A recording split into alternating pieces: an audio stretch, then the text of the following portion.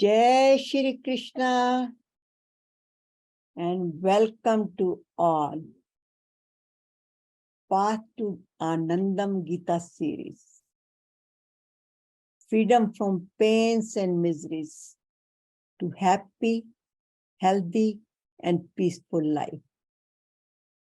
Based on 108 mantras to awaken your soul.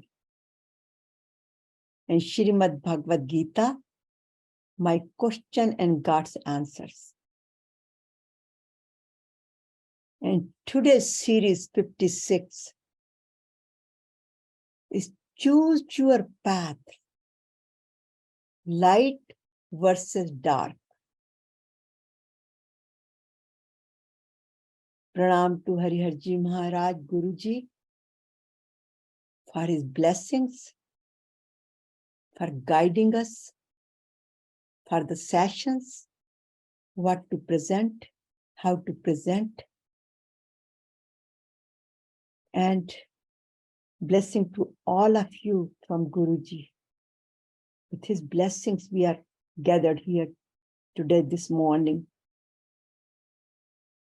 I'm Satya Kalra, your host and founder of Path to Anandam, Path to Blissful Living, how to live righteously. And now we are talking about how to even die righteously. So living and dying is a part of birth and death. And in between, we face anger, fear, resentments, worries, stress. And with his blessing and with Bhagavad Gita's blessing, we are here to embark on all these and try to eliminate.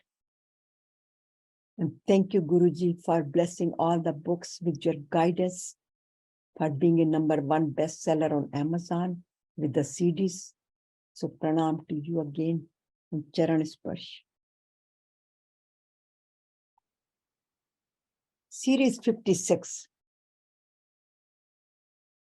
Choose your path of light or path of dark. Based on Bhagavad Gita's chapter 8, verse 26 to 28. And of course, there will be some prior verses will be discussed. So how many paths are really, according to Bhagavad Gita? How to walk on the path of light, not on the darkness. And Lord, what is Lord Krishna's advice to Arjuna and to all of us? And how are we going to benefit from it? How are we going to practice? Take it as a homework. And our sankalpa, the final sankalpa, I am at Paramdham. And meditation, and question and answers.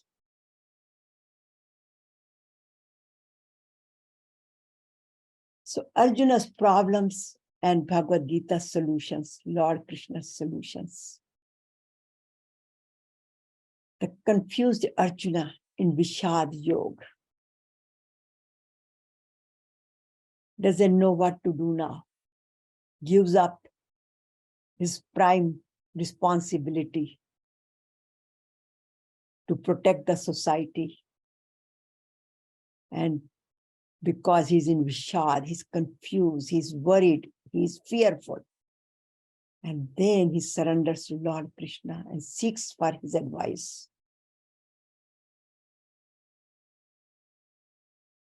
And with Lord Krishna's advice, where he's so confused and he says, I will not fight the battle of life.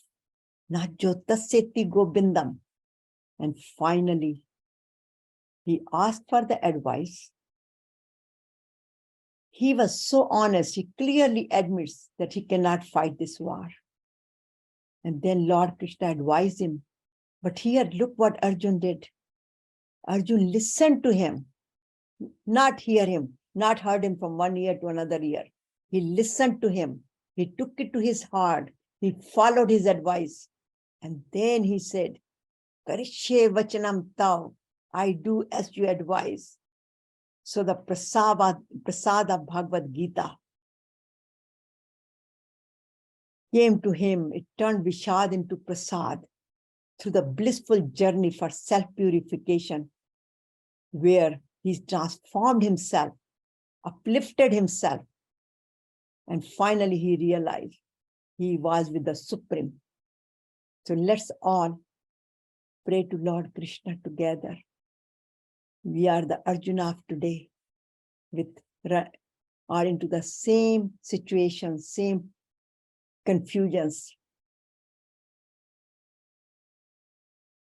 So let's pray together.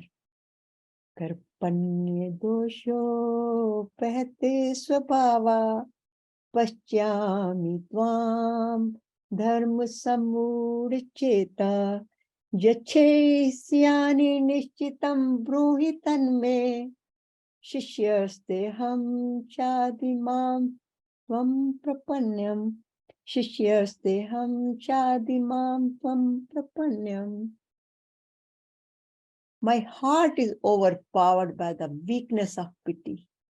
I have lost all my composure and my mind is confused about my duty, my dharma, what to do, what not to do. I'm requesting you to tell me what is definitely good for me, not what I am asking, what I'm begging for some desires to get fulfilled. No, give me, guide me. What is good for me? I'm your disciple. I surrender to you. Please advise me.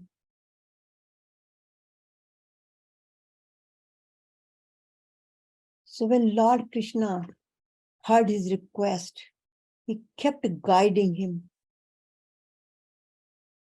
from every step, from Karma Yoga, and now on Bhakti Yoga, where it says the Gita, the infinite wisdom, is a step-by-step spiritual instruction. So taking him step by step, how to operate our life righteously. And with the simplest technique of Om Mantra, attain eternal happiness, peace, anandam, not just while we are living, but reach to the Brahmalok, Param Dham, eternal abode, and realize our true nature, who I am. It is all based on Swami Hariharji Maharaj's quotations and summarize it according to the series numbers, the topic of the talk, the subject. So, Lord Krishna, out of 700 verses, he spoke 574 verses. And chapter 1 to 6, which is Karma Yoga, he tried to explain to Arjuna based on his nature, his gunas, his Kshatriya aptitude.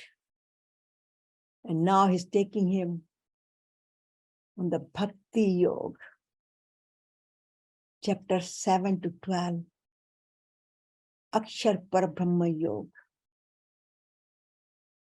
and removing his ignorance one by one, the essence of the life, his true nature is here, which is there, he's taking him, the Satchit Anand. So today is the summary of chapter 8. So we will just quickly go through that, what we have learned so far. Akshar Brahma Yoga, Akshar Par Brahma Yoga, Akshar and Shar. Shar, the temporary, the Akshar, the Avinashi, permanent. Par Brahma Yoga, Par Brahma Yoga. Knowing who is Brahma, which we already spoken in chapter 7. Who is God? And who is Brahma? How is Brahma Yoga? How can we unite ourselves with supreme power while living? And not just the living, but also while dying. And why this path? How can we remember God at the time of death? With the Om Mantra, because Om Mantra is the most simplest path, the Sulabha path, where we can do the practice. Nitya yuktasya yogina. That's where Lord Krishna advised Arjuna. And that's where we can do that with Om mantra. And he eventually takes him through this path from the miseries, from Vishad, to ultimately enlighten him with the Om mantra and experience love, peace, ananda, and union with God and realizing who I am. So these are the verses which we have taken from the worldly life to going ultimate to this Param Dham, where Lord Krishna is sitting, which is called Vaikuntha Dham. Or we can say Param Dham, eternal abode, where is the Nirguna, but here is the Sakar Rup, here is the Nirakar Rup, non-duality versus duality, where Lord Krishna and I am separate. And by praying to Lord Krishna, I reach to his Dham. And here I'm no different than God. I am Satchit Ananda. Here's the non-duality part. So both the path, whether you call it Paramdham or you call it eternal abode, these are the verses we highlighted from chapter 8 in the book 108 Mantras to Awaken Your Soul. So remember God, Lord Krishna says, Antakale cha mame smarnam. So he says, one who remembers me even while leaving the body at the time of death certainly merges with me and attains a being. But no doubt about this. But how to remember it? Then Lord Krishna answers Arjuna's question, because Arjuna asked 8 questions in the beginning of the chapter, or actually end of the 7th chapter, which carried on to 8th chapter. And Lord Krishna start answering him based on the karma, based on the, but here we are focusing mainly on the, what is Brahma? What is Adhyatma? Knowing our own spirit is Adhyatma. And who is Brahman? We talked about it. Brahma is not the Brahman, it's not the Pandit, it's not the Brahmaji, the creator, but it is the supreme being, Brahman. And how to remember God all the time? Om ityaksharam Brahma Vivaran Mamu Smarnam Yapriyati Tajam Deyam Sa Yati Paramam Gati. When one departs the physical body, maintaining on me and utterly Om mantra all the time, which is the power of eternal being, the power of supreme, one certainly attains me. In other words, we have to bring it in our behavior while speaking, while talking, while thinking, while doing anything. Om mantra, just by putting the Om mantra next to our nose in the breathing every moment. Because he says, and that is the easiest way to remember God. Recite Om mantra. And then here it comes the next one, where he says that, oh Arjuna, everyone from all the words, including the word of Brahma, which we talked about, the Trimurti, one of the Trimurti, to lowest, all subject to rebirth, birth and death, but after attending me, there is no rebirth. Punarjanmana vidyate. So Om mantra, remember God through Om mantra with every breath. And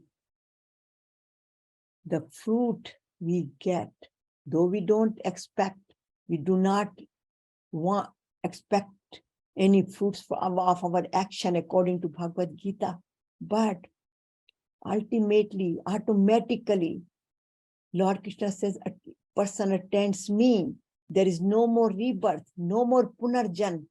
Say punarjanmana vidyate. But then now, Arjuna is still kind of wondering and has many questions. So Lord Krishna brings him a new light to him. And he tells him, now, one more technique, when to die. You might be asking, I don't have any control when to die. I'm not the deciding factor here that I'm going to select when I'm going to die. But Lord Krishna gives us the tips here with his new wisdom. He says, Shukla Krishna gati huite, Jagat shashatvate mate, Ekya yatyan avrati manya avartate puna. Anyava vartate puna.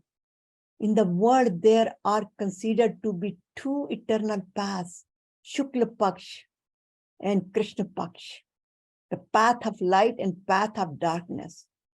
The one leads to salvation, but the other leads to bondage. What does Lord Krishna means here? He simply says, the path of light takes us to liberation, moksha, self-realization, experiencing Satchit Anand. What is that path to light? That's what we have been speaking about. Path of light is be aware, live in awareness like Arjuna. What is the status of our mind? Focus on karma yoga, bhakti yoga. Now we are talking about the bhakti yoga. Do everything with love and compassion for the benefit of all. And then do dhyana.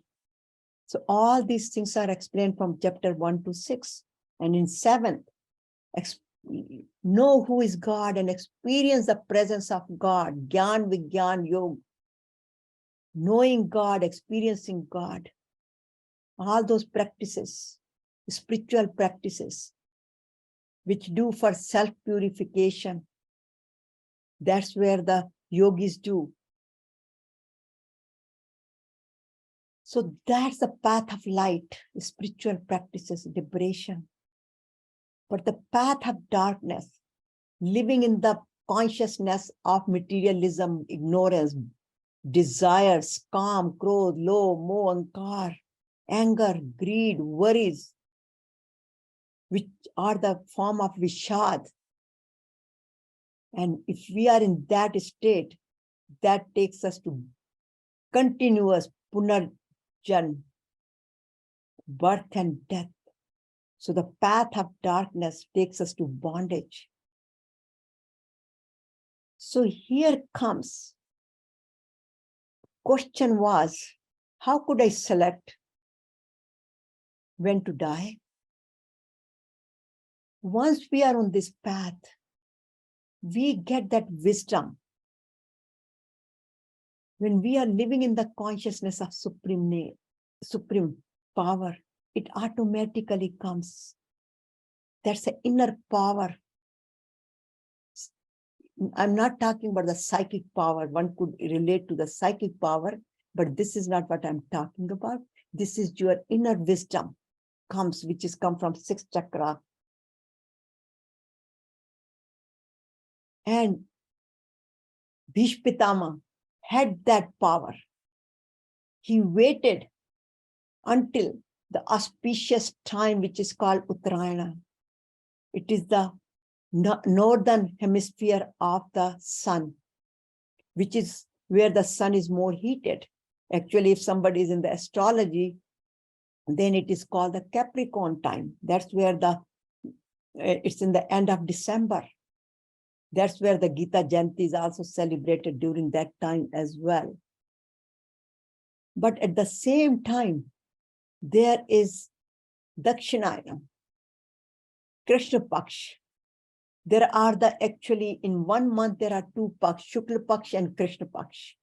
But based on the hemispheres of the sun and moon, there are 2 periods, Uttarayan, the northern hemisphere, and the Dakshinan, southern hemisphere, which is cooler than the heat time, and it is like in June, end of June, Dakshayana will start.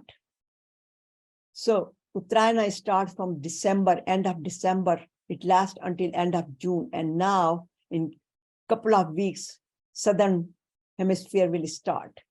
So now look at that. It is the more heated time. It is more cold time. What that has to do here? We have spoken about chakras. When the person is about to die, it is totally under control. He is a yogi. I would say yogi means who's connected, who's mindfulness of Om mantra, supreme power. Then what happens? That person has a power, knows how to direct the heat of the body from his feet all the way from Mooladhara chakra, which is in the tailbone area, to the crown chakra, to the soft region, which is in the middle of the head, which we spoke about last time.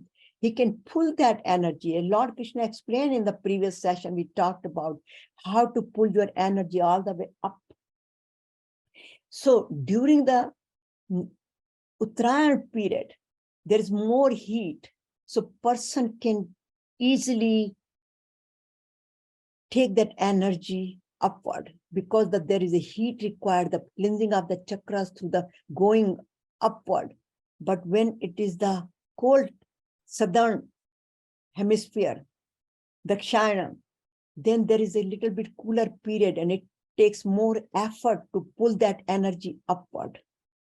So that's where Uttarayana is more preferable. But at our level, I think we have a big question. How can I have a control on my indriyas at that time?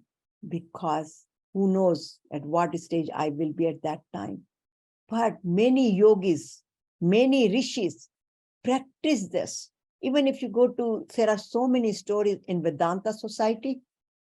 They have so many monks over there. They select their period. Shivanandaji, you must have heard his name, Shivanandaji. He actually told his people, just wait for me outside. He did not tell anybody he was departing from the body. And he says, I want this 1 hour separate time without any disturbance. He closed the door, he sat in meditation.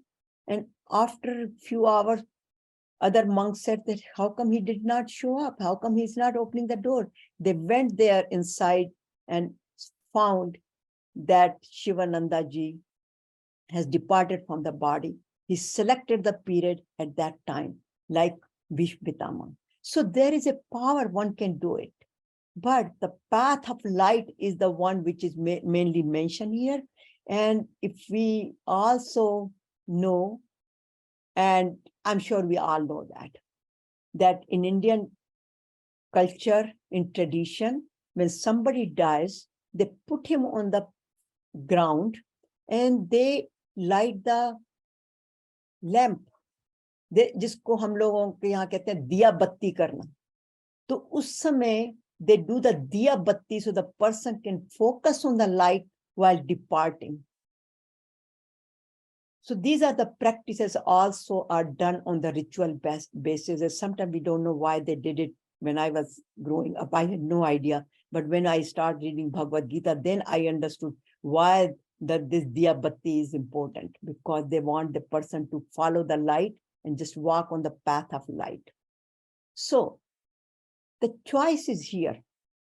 The choice is ours. Which path we select? We select the path of light with spiritual practices, meditation, living in the consciousness of supreme power, or just live in that worldly desires.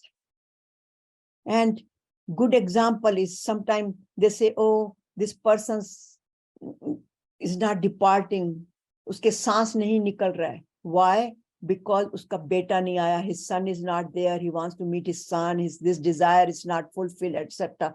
That is a path of dark bondage. We can relate. And with that path, the person keeps coming back and forth, because Lord Krishna also explained previously that whatever thought we have at the time of death, we will get that type of birth in next birth. So all this is summary of that, but the ultimately message to us is choose your path carefully. And the time is now, not tomorrow. Time is now. We should start walking on that path now. So now in summary, again, Lord Krishna summarizes how to live in the light path. And he says, Nete sruti partha, jananne yogi mrihati kaschitan, tasmad sarveshu kaleshu, yog yukto bhava Arjuna. He tells him, Arjuna, yog yukto bhava. If we remember, very first advice Lord Krishna gave to Arjuna, Stray guno bhav Arjuna. Arjuna, go beyond your gunas, go beyond your limitations. And then the whole Bhagavad Gita, he has been teaching him step by step how to go beyond gunas. And he also tells him previously, Yogi bhav Arjuna. Remember that we had that in chapter 6, very last few verses. Yogi bhav Arjuna. Arjuna, you become yogi. Karma yogi, because you are karmi, you are kshatriya, so you become karma yogi. And now he's guiding him again. Now yoga yukta bhav, how you yoga yukta bhav? So he says, knowing the reality of these two paths, the yogi is not deluded. Therefore, O Arjuna, be established in yoga at all times. He's telling him here, Lord Krishna telling Arjuna here, where Arjuna is just surrendered to him. He's saying, Yog Yukta Bhav Arjuna. So establish in yoga all the time. Live in God's consciousness. Here, I am no different than God. I am Satchitanand. I am Brahmasmi. Live in that consciousness. But have the goals. The first thing we have to do, set our goal for self-realization. My only goal in my life is to experience God, merge with God. So, Nitya Yukta se Yogina, mindfulness all the time with Om mantra or whatever resonates with us, like Meera. She was in the duality, Krishna and Meera. She was always thinking about Lord Krishna. Her mindfulness was Krishna. Here, the non-duality part always thinks about Om mantra. And then, but first we have to surrender. Surrender, surrender, surrender, surrender. So in next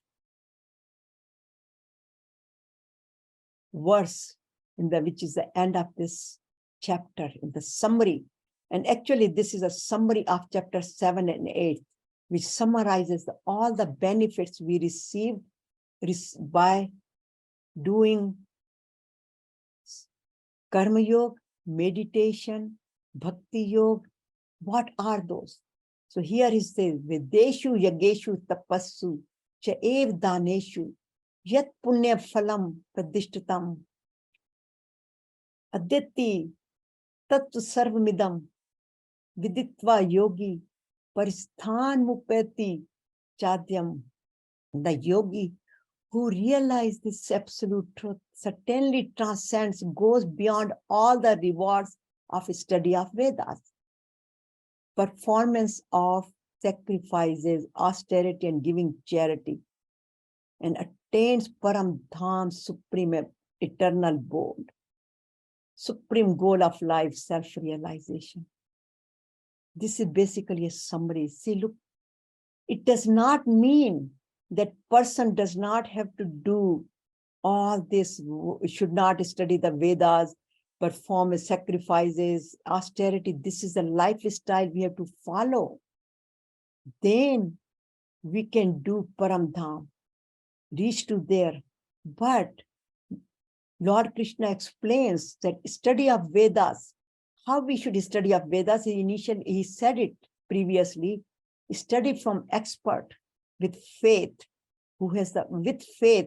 Shraddha is very, very important. The Guru is very important. And learn to perform the sacrifices. No. See, here what Lord Krishna meant here is practice, practice, practice. Tyaga, tyaga, tyaga, tyaga, kam, krodh, lo, moh, ankar.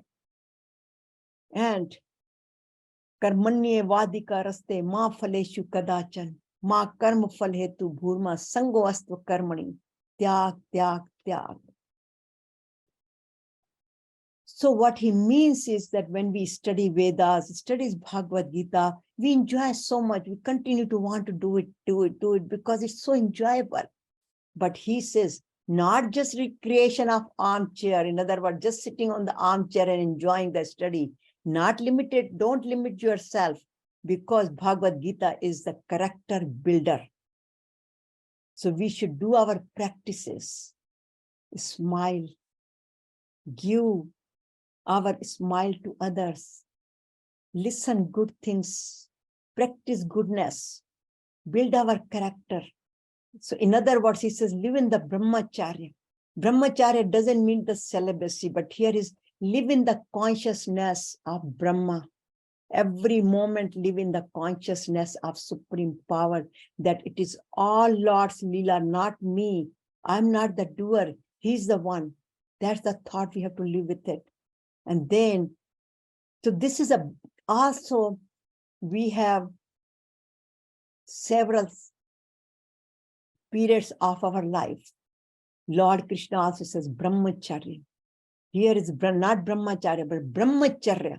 Brahmacharya is we focus on building our character of first 25 years of our life. But then when we enter to the grahastha ashram, we should start charity, because while we are studying, we don't have money to share, or our resources, because we are busy with our own activities, building our character, studying for the character, for the earning the money, for building our career, etc. But once we have jobs, then we should share with others money, resources, and then penanza, totally serve all with love and compassion. As Baba says, love all, serve all, which is called Samaj Seva. That's what we have to do. This is the one Prastha Ashram. So this starts at age of 50 now, but nowadays it does not apply, but that's what our Vedas talk about it. And then comes the sannyasa at age of 75. At that time, we can go, when we die, sannyasa means leave everything, meditate, totally in mindfulness of God. We don't have much responsibilities in the world, worldly responsibilities. So then, if we are still thinking about the worldly things, even though we are doing the punya and all that good deeds, but expecting the results, expecting some good favors from God, then we go to heaven. Okay, we just stay there. Once we exhaust our good karma, then we come back. Then again, it is a birth and death cycle. But here we get a break here, stay in the heaven. But finally, Lord Krishna says here, Sthanuvati Chadyam, here attains Param Dham, the supreme eternal board. So goes to the Param Dham, the supreme eternal board. That's the benefit, the ultimate benefit we get. So while we are living, we get healthy, happy, peaceful life, blissful life, living in the consciousness of supreme power. But at the end, we attain eternal bliss, Param Dham, Brahmalok, experience Satchit Anand. And that's where the Vaikuntha lok is, and that's where the Param Dham, where is the all, just the supreme power. So, these chapters summarizes. If somebody asks me, what does this chapter teaches me? It teaches me Punarjanmana Vidyate. And how? With the Om mantra, because it's a very sulabh path. But I have to live in the mindfulness of supreme power, whether it's a Lord Krishna or Om mantra, and then I will attain that. So this is how one goes from the Mrityu lok. This sansar is the Mrityu lok. So goes from the Mrityu lok to the Param Dham. So this is the ultimate benefit, where this is the birth and death. And with faith and surrender, one reaches to the experience, I am Satchit Anand. So practices, again, 60 minutes practice in the morning, whatever time we have, but whatever it is the whole day, again, Nitya Yukta Upasate. So when we get up with Om mantra, or chapter 12 of Bhagavad Gita, or Guru Granth Sahib Vani, Ramayana, Hanuman Chalisa, whatever suits us, whatever resonates with us, we should at least have a one message for ourselves, for the tailored toward our character building, and then taking care of our body, mind, our pranic energy, purifying it. And during the day, take a one message and practice it. And then evaluate in the evening. As I said, it's very, very important, self-inquiry, and then meditation. And pray to God for helping for the day, taking us on that path, and help us continuously. But don't pound yourself if we fail that day for certain reasons. Lord Krishna says, Sarv Dharma Paritajye Mamekam Sharanam Braj Aham Tvam Sarpapebhyo Mokshashyami Ma Shuchi. Once we are on that path, Lord Krishna says, don't worry about it.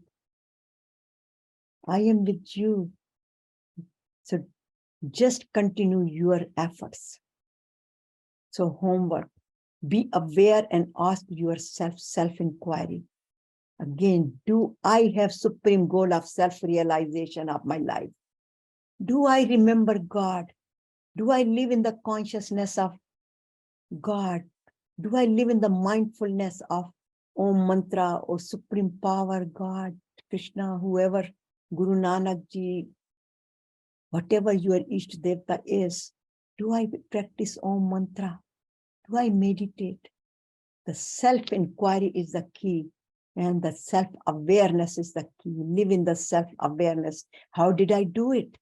How do I need to do it? So self-inquiry. And this is how we can go to reach to our higher self. Self means beyond gunas, gunatit, and experience ultimate truth, who I am, Satchit Ananda. So our sankalpa, we have done the sankalpa before. I always remember God. Then I live in blissful consciousness. And then today is I attain Param Dham. In other words, Punarjanmana Vidyate. And that's how our sankalpa, our pure sankalpa, not the worldly sankalpa. Once we take this pure sankalpa of self-realization, and that breaks into small sankalpas, one sankalpa every week. And then we are on that path. So our sankalpa for this week is follow the path of light. I attain Param Dham. I am at Param Dham. And once we set the goal, the seed is implanted. When a seed is implanted, a plant will come, the tree will come, the fruit will come, and we ultimately experience who I am. So thank you very much for choosing the path of light and Param Dham. Thank you. And by doing that, freedom from pains and miseries to happy, healthy, and peaceful life. So enjoy that.